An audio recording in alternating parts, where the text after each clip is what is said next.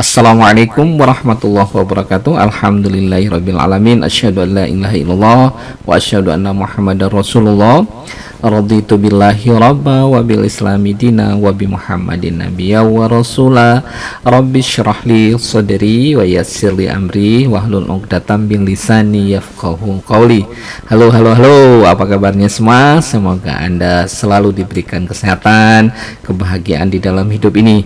Kita akan lanjutkan kembali ya, kita akan sharing ya hal-hal yang menarik tentunya. Dalam kesempatan ini kita akan membicarakan tentang seleksi genomik ya tanaman pakan ternak tentunya untuk meningkatkan kapasitas produksi ya dan kualitas pakan ternak kita.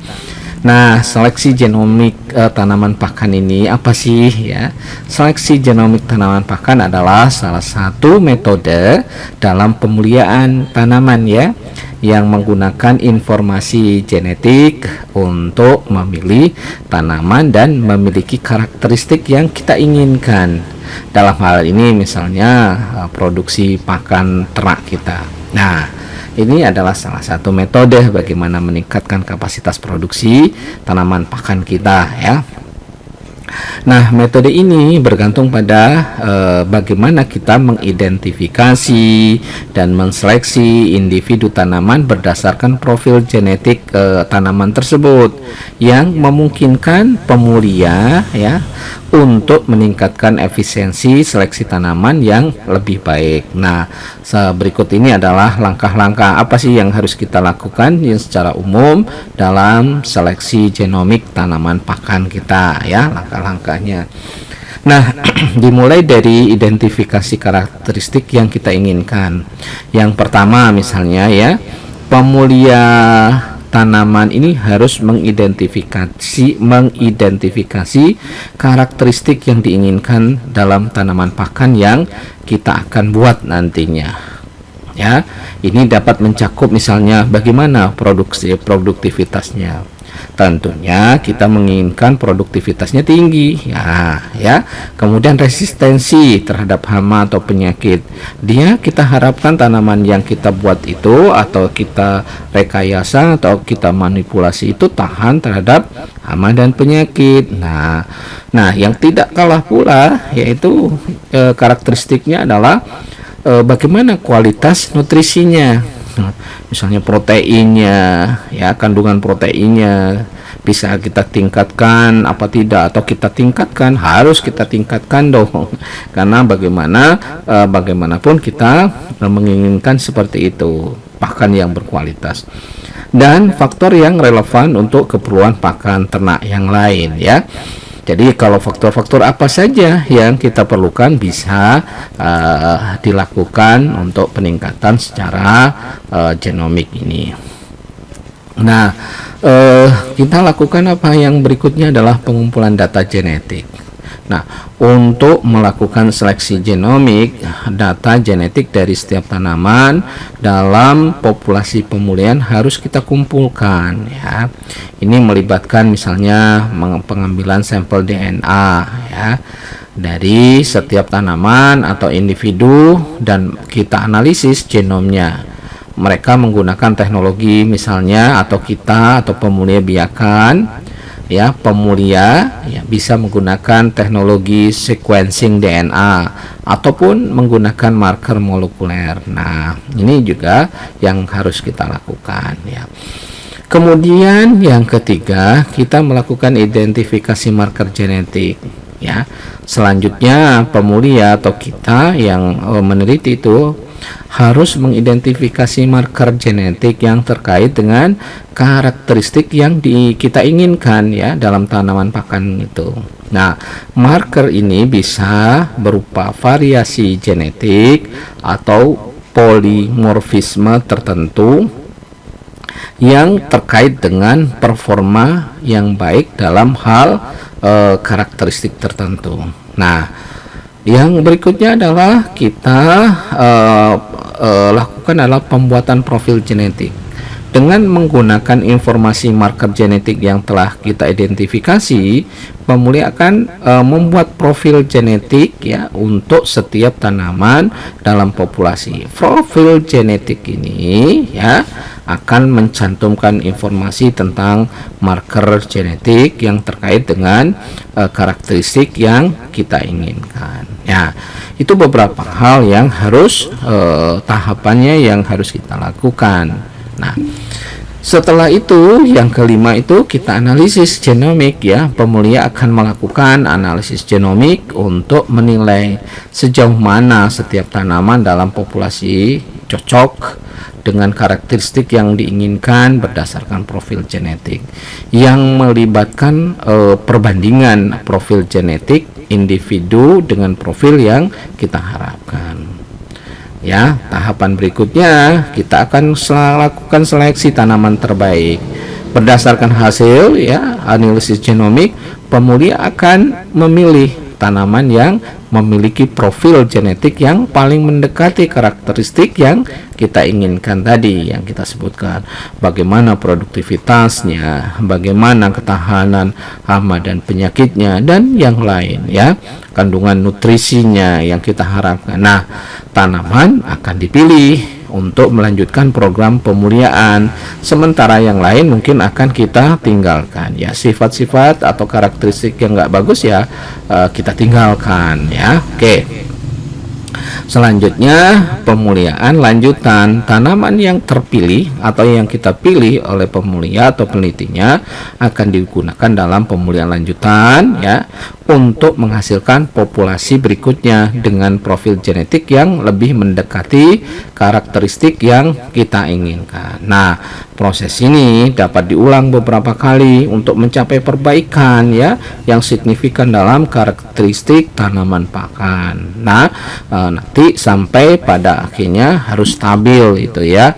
Nah, seleksi genomik tanaman pakan ini memungkinkan pemulia ya untuk meningkatkan efisiensi pemuliaan dengan mengurangi ketergantungan pada pengujian lapangan yang mahal ya dan memakan waktu ya. Uji multi lokasi ya, dari berbagai tempat kita uji dengan berbagai macam cara ya dan tempat dengan kondisi misalnya berbeda, dengan ketinggian berbeda, suhu berbeda dan seterusnya. Ini akan mengurangi ya biaya. Nah, ini juga dapat membantu dalam pengembangan varietas tanaman pakan yang lebih unggul dan dapat meningkatkan produksi pakan ternak secara keseluruhan ya. Itu beberapa hal. Nah, kita lanjutkan ya. Jenis-jenis tanaman pakan hasil seleksi genomik ya, beberapa contoh yang banyak dilakukan ya. Nah, seleksi genomik adalah suatu teknik pemuliaan seperti digambarkan ya, pemuliaan tanaman yang mengandalkan informasi genetik dan genomik untuk memilih individu tanaman yang memiliki beberapa genetik yang lebih baik dalam menghasilkan hasil yang diinginkan ya. Dengan menggunakan data genomik ya, yang jelas pemulia dapat memilih tanaman yang memiliki kombinasi gen-gen yang diinginkan tanpa harus menunggu generasi berikutnya ya. Beberapa jenis tanaman pakan yang telah mengalami seleksi genomik atau mendapatkan manfaat dari teknik ini diantaranya ya jagung misalnya ya, karena kebutuhan akan jagung untuk pakan ternak ini luar biasa ya, termasuk untuk yang lain tentunya sebagai sumber karbohidrat. Nah, seleksi genomik telah digunakan untuk meningkatkan hasil jagung dengan memilih tanaman yang memiliki sifat-sifat seperti ketahanan terhadap hama ya, produktivitasnya tinggi dan kualitas bijinya, dan bahkan sekarang yang ada jagung yang warna-warni, ada jagung yang beta karotinnya tinggi dan seterusnya ya. Nah, itu bisa diarahkan sesuai dengan keinginan kita. Apa sih yang kita inginkan untuk jagung itu ya? Mungkin sudah pernah mendengar jagung hibrida, jagung manis dan seterusnya ya, dengan segala macam keunggulan masing-masing.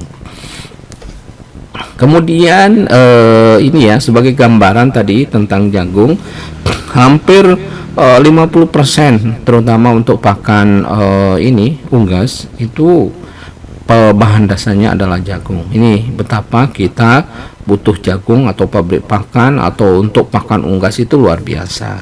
Jadi terus kita kembangkan ya. Nah, yang kedua itu kedelai. Dalam kedelai, seleksi genomik digunakan untuk meningkatkan redemen minyak ya. Awalnya untuk meningkatkan redemen minyak, kandungan protein serta ketahanan terhadap penyakit dan hama. Nah, kita biasanya ini impor ya. Jadi impor bungkil dalam bentuk bungkil kedelai yang memang kualitasnya bagus hasil proses pengolahan untuk menjadi minyak kedelai ya. Karena memang kedelai itu di kita itu kurang bagus ya. Karena kedelai itu membutuhkan lama penyinaran lebih dari 12 jam. Kalau kita di Indonesia rata-rata panjang atau lama penyinaran itu ya kurang lebih 12 jam. Padahal itu untuk kedelai itu menuntut ya lama penyinaran yang lebih panjang. Yang berikutnya adalah gandum ya. Pemulihan gandum ini menggunakan seleksi genomik untuk meningkatkan potensi hasilnya, kualitas glutennya dan ketahanan terhadap kondisi lingkungan yang keras. Nah, untuk gandum ini ya di samping jerami ya, jeraminya juga digunakan dalam bentuk polar. Polar itu adalah limbah dari gandum setelah diambil tepungnya ya. Kemudian polarnya digunakan sebagai konsentrat atau bahan pakan ternak yang lainnya termasuk untuk unggas ya. Jadi itu kita memang berharap demikian ya. Jadi limbah pun bisa kita manfaatkan sebagai pakan yang berkualitas tentunya. Kemudian rumput ya, rumput makan seperti rumput raja ya dan alfalfa telah mendapatkan manfaat dari seleksi genomik ya untuk meningkatkan produksi biomasanya, kemudian nilai nutrisinya atau kandungan nutrisinya dan ketahanan terhadap penyakit ya. Ini yang banyak di lapangan ada rumput gajah, rumput raja atau rumput-rumput yang lain termasuk alfalfa yang menjadi andalan untuk sapi perah ya yang digunakan ataupun untuk penggemukan ternak. Yang kelima itu jerami. Seleksi genomik digunakan untuk meningkatkan kualitas jerami ya sebagai pakan ternak dengan fokus pada sifat-sifatnya, misalnya kecernaan dan kandungan nutrisinya. Kita berharap jerami termasuk limbah yang cukup banyak, kecernaannya itu bisa kita tingkatkan karena memang terkenal jerami padi ini sulit dicerna termasuk oleh ruminansia. Tetapi dengan seleksi genomik ini nanti dari jenis-jenis tertentu yang potensial bisa kecernaannya itu bisa ditingkatkan termasuk kandungan nutrien yang ada pada jerami tersebut ya. Oke, kita lanjutkan ya. Berikutnya adalah tanaman yang tahan air ya. Tanaman air seperti rumput yang di sekitar pantai atau rumput laut juga telah menjadi subjek seleksi genomik untuk meningkatkan kualitas pakan ternak dan kultivarnya. Memang di Indonesia belum lazim ya, tapi di luar sudah banyak dikembangkan ya. Kemudian tanaman herbal ya, tanaman yang punya senyawa bioaktif. Beberapa tanaman herbal yang digunakan dalam pakan ternak untuk kesehatan ternak juga telah mengalami seleksi genomik untuk meningkatkan kandungan senyawa bioaktifnya. Nah, ini potensi besar ya bagi kita. Kita tidak hanya memberikan pakan ya, tidak hanya memberikan hijauan ya, tetapi kita bisa memberikan senyawa yang bermanfaat atau senyawa bioaktif yang bermanfaat bagi ternak kita. Ini yang kita harapkan. Nah, seleksi genomik ini memungkinkan pemulia untuk mempercepat proses pemulihan dan meningkatkan efisiensi dalam menghasilkan tanaman yang lebih baik. Nah, dalam hal ini ya, berkat penggunaan data genomik ini untuk memahami keragaman genetik dalam populasi tanaman yang memilih individu dan memiliki potensi genetik yang paling cocok untuk tujuan pemulihan ya.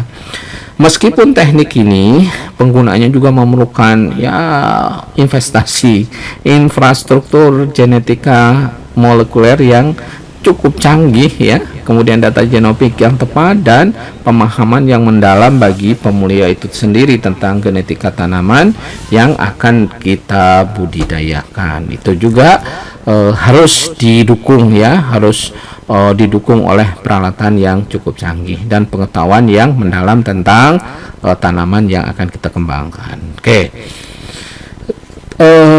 Bagaimana dampaknya ya tanaman pakan hasil seleksi genomik ini? Jelas, seleksi genomik dalam pemulihan tanaman pakan dapat memiliki berbagai macam dampak penting ya, tergantung pada bagaimana teknik ini diterapkan dan jenis tanaman yang akan kita budidayakan. Ini berikut ini beberapa contoh atau dampak yang mungkin terjadi apabila penggunaan seleksi genomik itu dilakukan dalam pemulihan tanaman pakan. Ya, satu, peningkatan produktivitas jelas itu, karena arahnya tujuannya ke sana. Salah satu dampak ya positif yang paling nyata adalah peningkatan produktivitas dari tanaman pakan ya. Bagaimana misalnya rumput gajah itu, rumput raja kan luar biasa itu produktivitasnya. Asal juga menuntut ya penanganan atau budidaya yang benar ya. Nah, melalui seleksi genomik ini pemulia dapat lebih efisien ya memilih individu yang memiliki potensi hasil yang lebih tinggi. Hal ini membantu memenuhi permintaan pakan ternak yang terus meningkat ya. Kita sadar ataupun tidak sadar permintaan terhadap pakan ini luar biasa, berkembang terus selaras ya, linier dengan pertumbuhan ternak atau kebutuhan ternak yang kita semakin meningkat dari hari demi hari, bulan demi bulan, dan tahun demi tahun ya, dan harganya ya terus meningkat belum pernah ada turun-turunnya. Nah, yang kedua, peningkatan kualitas nutrisi yang diinginkan ini ya, jadi lebih efisien. Seleksi genomik ini dapat digunakan untuk meningkatkan kualitas nutrisi tanaman pakan, termasuk kandungan protein, seratnya, dan nutrisi lainnya. Ada beta karotin atau asam amino esensial ya. Dengan harapan ini bisa kualitasnya bisa dipertahankan atau ditingkatkan. Ini berarti pakan ternak yang dihasilkan dari tanaman tersebut lebih bergizi, dan apabila tanaman itu lebih bergizi, begitu diberikan kepada ternak, tentunya ya pertumbuhan ternak akan semakin meningkat ya. Nah, dan lebih efisien dengan memberikan sedikit makan tetapi pertumbuhan optimal. Nah, itu yang kita harapkan ya.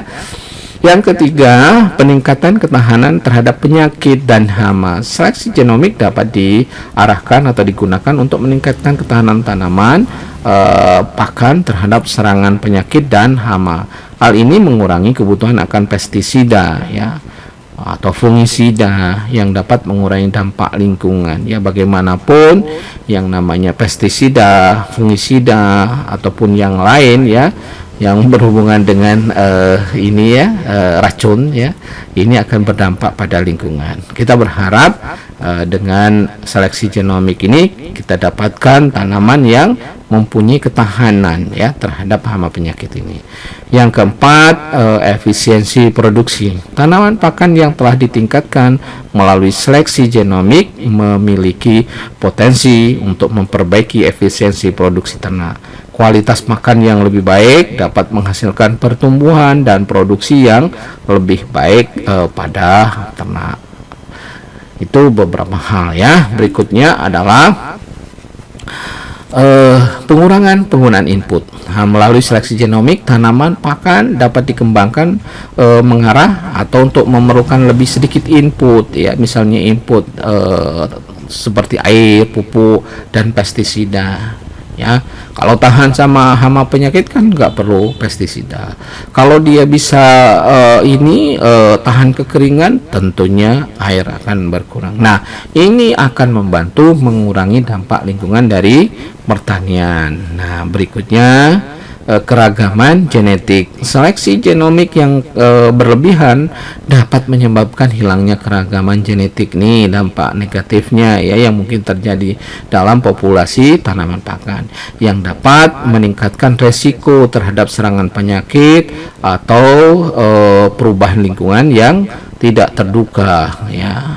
Terjadi anomali cuaca seperti kondisi sekarang ini, ada El Nino ya. Yang jelas ini akan tiba-tiba ya, karena variasinya ini bisa juga menimbulkan resiko yang buruk tentunya terhadap tanaman pakan kita. Nah, yang ketujuh yang jelas itu ada ketergantungan teknologi ya.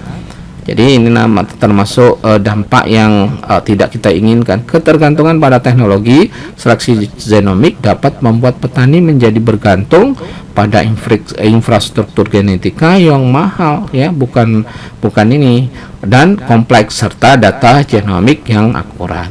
Tetapi ini jangan menjadi hambatan karena bagaimanapun ke depan kita butuhkan ya. Yang berikutnya adalah pentingnya etika dan regulasi.